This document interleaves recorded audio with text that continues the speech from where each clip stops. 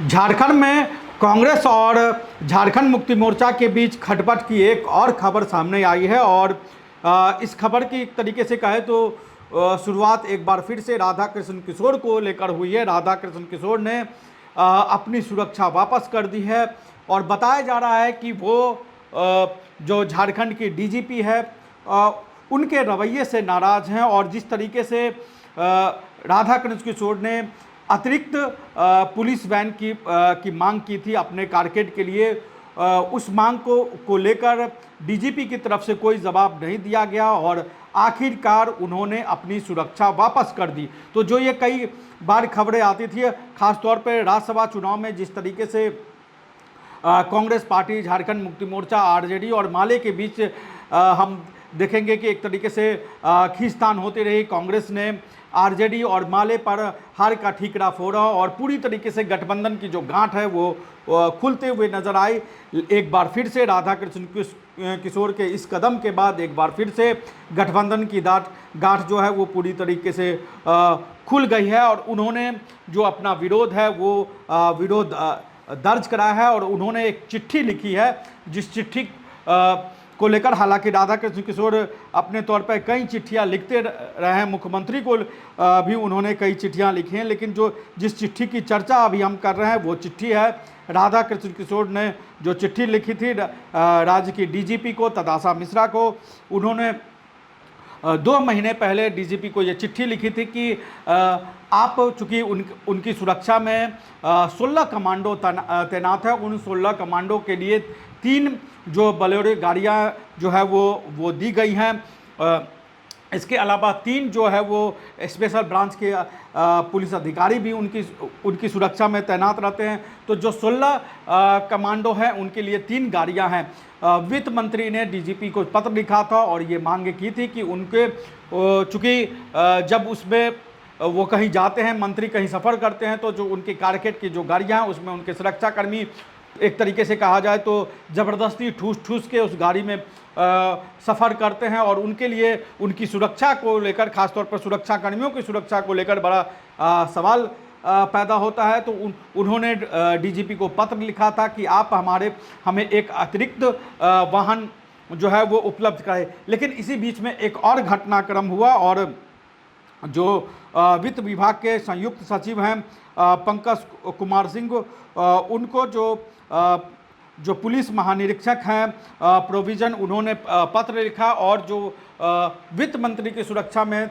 जो 3 गाड़ियां लगे उनके कारकेड में जो 3 गाड़ियां हैं उनमें से एक गाड़ी को वापस बुलाया। यानी कि एक तरफ वो मांग कर रहे थे कि उनको 3 की जगह 4 गाड़ियां दी जाए उनके कारकेड में, वहीं दूसरी तरफ एक गाड़ी वापस मांग ली गई। यानी कि उनको कहा गया कि आप 2 गाड़ियों से अपने कारकेड में 2 गाड़ियों को शामिल करें और उसमें 16 कमांडो को जो है वो उसमें रख के सफ़र करे। लेकिन उसके बाद फिर से एक बार डीजीपी को राधा कृष्ण किशोर ने जो है वो 29 जून को पत्र लिखा और उन्होंने पत्र लिखकर डीजीपी से अतिरिक्त पुलिस वैन कारकेड की मांग की। लेकिन 3 दिन बाद भी डीजीपी की तरफ से कोई जवाब नहीं आया और आखिरकार राधा कृष्ण किशोर का गुस्सा फूटा और उन्होंने अपनी सुरक्षा वापस कर दी और बिना सुरक्षा के अब राधा कृष्ण किशोर जो है वो सफ़र करते हुए नज़र आते हैं। राधा कृष्ण किशोर, हालांकि राधा कृष्ण किशोर की सुरक्षा में जो तैनात जवान हैं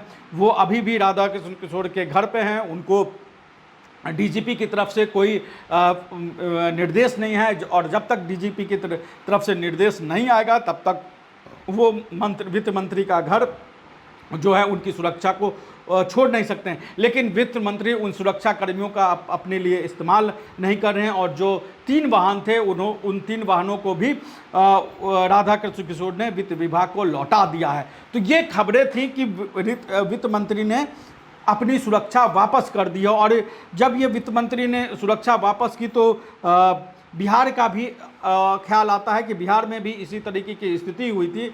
जब लालू परिवार की सुरक्षा में बिहार सरकार ने कटौती की तो लालू परिवार ने अपनी सभी सुरक्षा बिहार सरकार को वापस कर दी। उसी का एक तरीके से राधा कृष्ण किशोर ने भी अनुसरण किया है और उन्होंने अपनी सुरक्षा वापस कर दिया है। लेकिन इससे जो संदेश जा रहा है वो संदेश एक बार फिर से गठबंधन को लेकर जा रहा है। जो गठबंधन में खींचतान चल रही है, रसाकसी चल रही है, वो पूरी तौर पे साफ तौर पे नज़र आ गई है।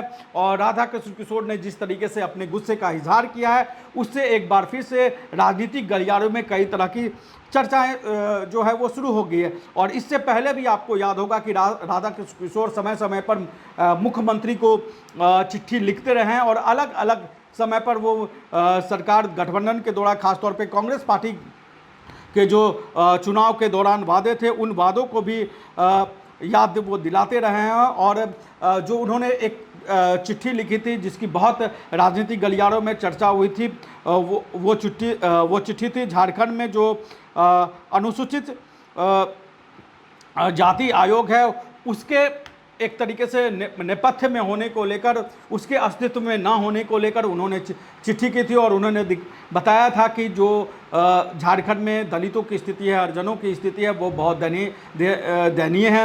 जो अनुसूचित जनजाति हैं उनसे भी दयनीय स्थिति जो है अनुसूचित जाति के लोगों की है। इसलिए यहाँ पर आयोग का गठन किया जाए। और वित्त मंत्री राधा कृष्ण किशोर ने जो मुख्यमंत्री को वो चिट्ठी लिखी, उसको लेकर तरह तरह के सवाल पैदा हुए, तरह तरह की चर्चाएं भी हुई।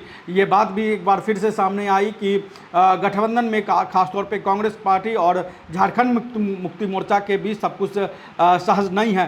राज्यसभा चुनाव के परिणाम के बाद जब ये चर्चाएं हो रही थी कि गठबंधन में क्या सब कुछ अब सामान्य है या नहीं है, तो राधा कृष्ण किशोर के इस कदम ने एक बार फिर से विवाद खड़ा कर दिया। और राधा कृष्ण किशोर के विवाद खासतौर पे वित्त विभाग को लेकर कई चर्चाएं होती हैं। और कहा यह जाता है कि जो राधा कृष्ण किशोर हैं वित्त मंत्री, उनके और उनके सचिव में भी बहुत बेहतर तालमेल नहीं है। और जो इस बार राधा कृष्ण किशोर का गुस्सा गृह विभाग पे फूटा है और गृह विभाग एक तरीके से कहे तो मुख्यमंत्री के अधीन है और इससे कई तरह के संदेश दिए हैं। और जिस तरीके से वित्त मंत्री ने अपनी सुरक्षा वापस की है, खासतौर पर उस समय में जबकि कांग्रेस के प्रभारी के राजू झारखंड में हैं, रांची में मौजूद हैं, उस समय उन्होंने अपनी सुरक्षा वापस की है। इसलिए इस टाइमिंग की भी बात कर सकते हैं। और के राजू का हम जिक्र इसलिए कर रहे हैं क्योंकि जब राज्यसभा चुनाव में हार हुई थी तो के राजू ने ही सबसे पहले हार का ठिकरा आरजेडी और माले पर फोड़ा था। और एक बार फिर से के राजू झारखंड में हैं और के राजू के आने के अगले ही दिन राधा कृष्ण किशोर ने अपनी सुरक्षा वापस कर दी है। तो ये जो कांग्रेस और झारखंड मुक्ति मोर्चा के बीच जो दूरियां दिख रही हैं, जो खींचतान दिख रही है, उस पर सरकार पर, गठबंधन पे आगे क्या असर पड़ेगा, इसको लेकर भी तरह तरह के कयास, तरह तरह की चर्चाएं चल रही हैं। लेकिन जिस तरीके से राधा कृष्ण किशोर का गुस्सा फूटा है वो गठबंधन की एकता पर जरूर सवाल खड़ा करता है। इस पूरे मामले को लेकर आप क्या सोचते हैं, हमें कमेंट बॉक्स में जरूर बताएं। नमस्कार, जोहार। बायोम इंस्टीट्यूट नीट की तैयारी के लिए एक भरोसेमंद नाम। यहाँ अनुभवी फैकल्टी, स्मार्ट क्लासरूम और बेहतरीन टीचिंग मेथड से स्टूडेंट्स को मिलती है मजबूत तैयारी। यहाँ हर स्टूडेंट को मिलता है पर्सनल गाइडेंस और डाउट क्लियरिंग का पूरा सपोर्ट। नीट 2027 और 28 के लिए फेज 2 बैच 30 अप्रैल से शुरू हो रहा है। आज ही बायोम इंस्टीट्यूट से जुड़े और अपने डॉक्टर बनने के सपने को दे सही दिशा। बायोम इंस्टीट्यूट सिर्फ मेडिकल प्रिपरेशन का संस्थान। रॉयल इंडिया में आपका स्वागत है। भारत के सबसे विश्वसनीय सोलर मोटर पंप और MPPT कंट्रोलर निर्माता। रॉयल इंडिया का high performance movable trolley solar water pumping system प्रस्तुत है। बेहतर दक्षता के लिए डिजाइन किया गया और आसानी से ले जाने योग्य। सरकारी परियोजनाओं के लिए अनुमोदित देश भर के कॉन्ट्रैक्टर्स और एजेंसियों की पहली पसंद। MNRE द्वारा अनुमोदित, उल प्रमाणित, उद्योग मानकों के अनुरूप स्वदेशी उत्पाद। सार्थक ऊर्जा समाधान के लिए हमारे साथ साझेदारी करें। आज ही संपर्क करें।